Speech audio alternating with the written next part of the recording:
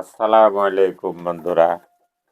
এখন এই যে 7টা বাজে, আমি এখন পাখির ঘরে আসছি। আমার এই যে পাখিগুলো দেখছেন, এগুলো প্রতিদিনই সকাল 7টার দিকে খাবার দেওয়া লাগে।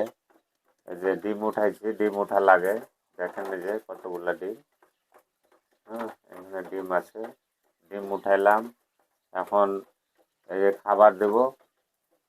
খাবার পট রেডি। পানিও দিতে হবে। ঠিক আছে। এই এই ডেলি মেনটেন করে, সকালবেলায় মেনটেন করে খাবার দিতে হয়।